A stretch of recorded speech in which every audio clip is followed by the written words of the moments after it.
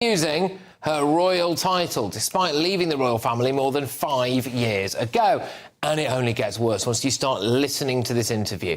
So, I just want to see if you can sit through all of this. I challenge you. I don't think you can physically sit through all of this. So, here we go.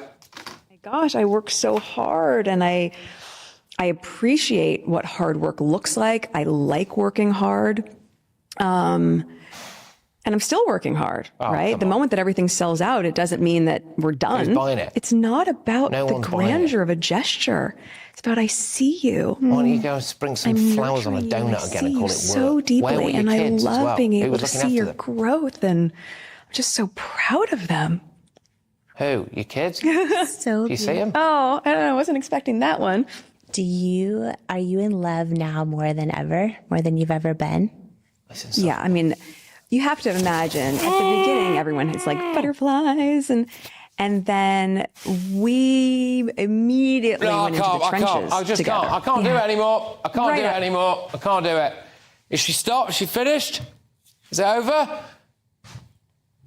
Never again. Never again. I'm joined now by the writer for The Spectator. It's Alexander Larman. Alex, thank you very much. Tremendous to have you on the show. Oh, I mean, that was just utterly, utterly insufferable, wasn't it? I mean, I suppose the biggest scandal, is it, that she's using the HRH title still? Patrick, that's the worst thing I've ever seen, and I've seen some fairly horrible things in my life, but that is just a step too far. And I think when she says that she's going into the trenches, you're thinking, well, do you understand what that means? I mean, do you understand that you are using the imagery of people who sacrificed their lives for their country, for you buggering off to Montecito to spend your entire life doing podcasts and selling jam? I mean, it's despicable and it's pathetic. And if she had any sense of shame, she might actually think, hang on, this isn't right, this isn't fair, but she has no sense of shame. And what we know about her is that she's so desperate to be clinging on to her reputation, such as it is, everything that she can do, that anything, whether it's for jam, whether it's for podcast, or even if it's continuing to use an HRH title, she has absolutely no right to use. She'll do anything. And in a funny way, I mean, you might not like this, Patrick, but I've come to quite admire her, because most people would stop. Most people think, I can't do this. There's a basic level of dignity I'm not going to go beyond. At the end of the day, I can't do it. But she just goes ever further, because I think to understand Meghan Markle, or as we must call her, the Duchess of Sussex, you must understand she is terrified about not being relevant anymore. She's absolutely petrified about the idea that one day everyone is going to wake up and, like that bit in Men in Black, we're going to have had our minds wiped and we won't remember anything about it. But the relevance, Alex, sorry to cut you off, but I do think, as far as I can tell, the relevance she's trying to carve out is that she's this incredible superhuman mother and woman who is able to juggle an unimaginable amount of hard work, and somehow, just somehow, she pulls through. And I just don't think people believe that. Well, all I would say is talk to all of your listeners who don't have mansions in Montecito. Viewers, sorry. Talk to your viewers who I could slip there. Your viewers who don't have mansions in Montecito and don't have, millions of dollars in the bank and don't have unlimited help, because actually she is insulting everyone by her actions, and she is insulting everyone by the stupidity and the arrogance of what she's coming out with. And as a seasoned Meghan watcher, I keep thinking, what's going to happen next? What's going to be the next outrage? What's going to be the next display of hideous arrogance? And there's always another one. I mean, every few days. You see, it's funny because last year and the year before, there was clearly a deal with Harry reached that he would publish Spare. That would draw all the attention, and indeed his court cases have drawn a great deal of fire.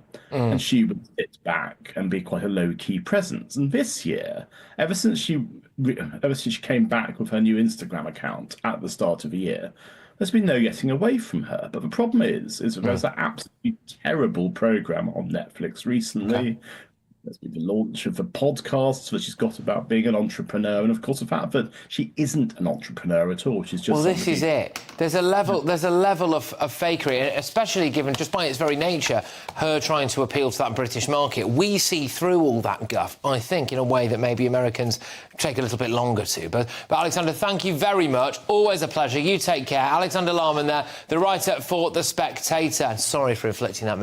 Welcome back to Royal Sussex Squad, where the truth lives, the smear ends, and we always stand with Meghan and Harry, no matter how loud the noise gets. Today we're going to talk about something that isn't just about commentary, it's about obsession, it's about fear, it's about the lengths bitter people will go just to keep Meghan Markle's name in their mouths, and her image on their screens, even while pretending they want her to go away.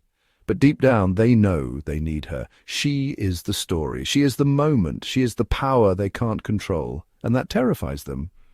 Now, the latest hissy fit comes from Alexander Larman, a man who clearly doesn't like that Meghan Markle is still relevant, still glowing, and still, in spite of everything thrown at her, living her life on her terms. He went on GB News, a network that's become a regular haven for washed-up outrage peddlers, and launched a bitter, unprovoked tirade against Meghan's recent appearance on the Jamie Kern Lima podcast. And you'd think Meghan went on that show to start a war the way these folks reacted, but what did she really do? She spoke honestly. She showed up with no makeup, no performance, no pretense.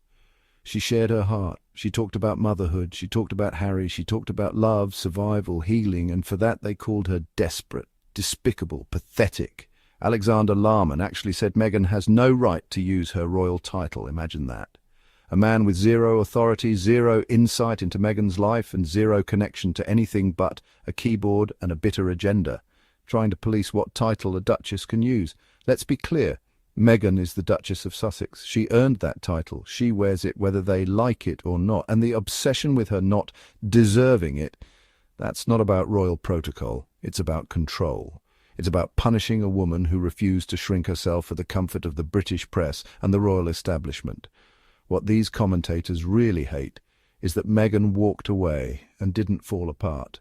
They hate that she stepped back from the so-called royal duties and stepped forward into her own power.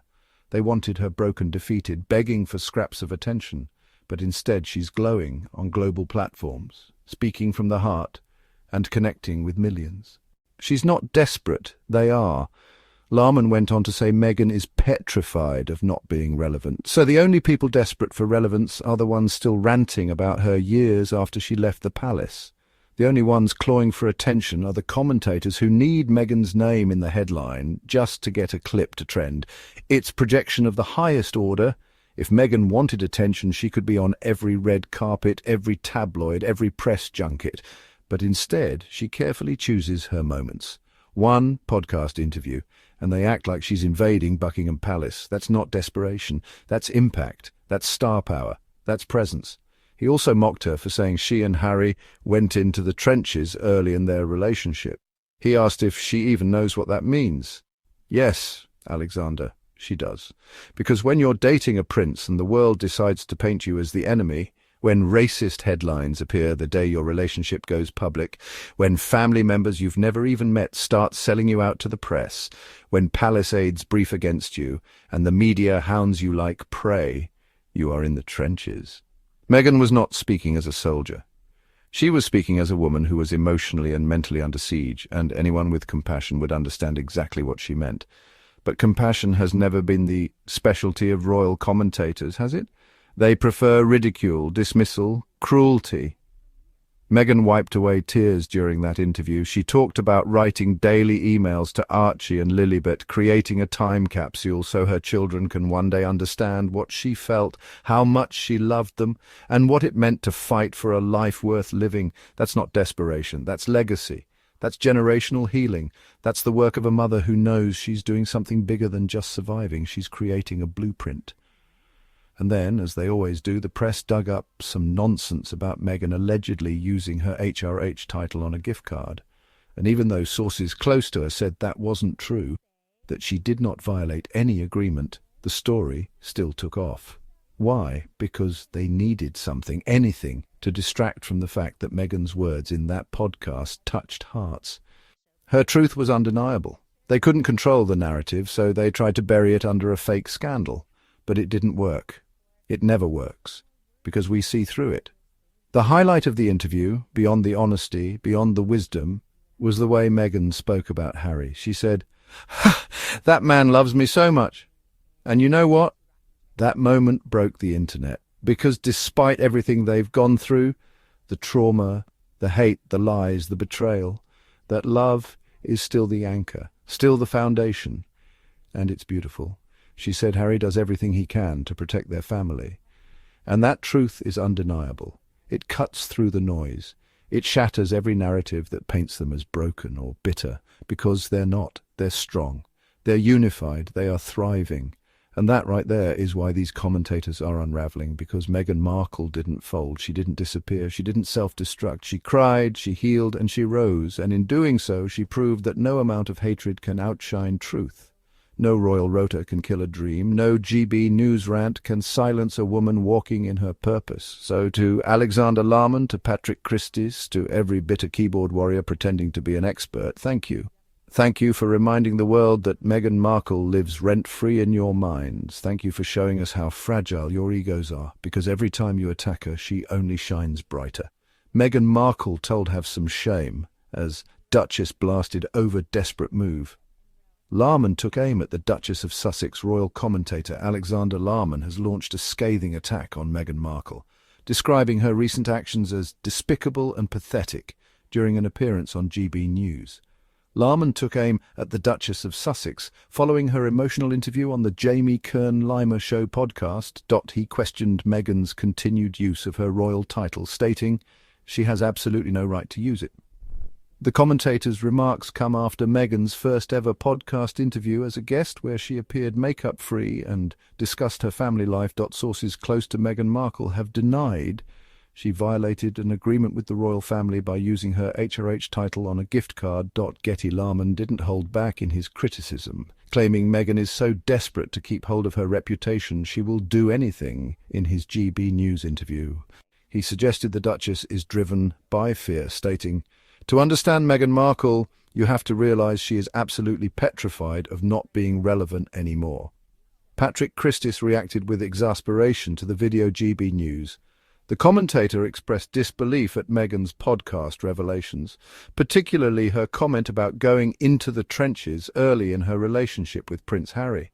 Does she understand what that means? Larman questioned during his GB News appearance. During the podcast, Meghan opened up about her relationship with Prince Harry, saying they immediately went into the trenches when they first got together. The 43-year-old Duchess appeared emotional at times, wiping away tears whilst discussing her family life. Larman hit out at Meghan GB News. She spoke about writing daily emails to her children, Archie and Lilibet, creating what she called a digital time capsule of memories. Meghan also reflected on no longer feeling the need to prove herself to others, saying, "I am just so done with the prove-it game." The Duchess also gushed about her husband during the interview, saying, "That man loves me so much, and look what we've built." She described Prince Harry as someone who is constantly doing whatever he can to make sure our family is safe and protected. And to our squad, if you're still listening, if you've stayed with us this long, I want you to know you are part of something powerful. This community stands for something. We don't just defend Meghan and Harry, we defend truth, dignity, and the right to live freely without being hounded for daring to be different. So, if you believe in what we do, if you believe in fighting back against media abuse, if you're proud to stand with Meghan and Harry, please make sure you subscribe to Royal Sussex Squad, hit that like button, and if you want to help us keep this going, show your support through a super thanks, because we're not done. We're just getting started, and every time they throw shade, we'll shine louder. Every time they lie, we'll speak louder, because Meghan already won, and we'll make sure the world knows it. Stay bold, stay true, stay Royal Sussex.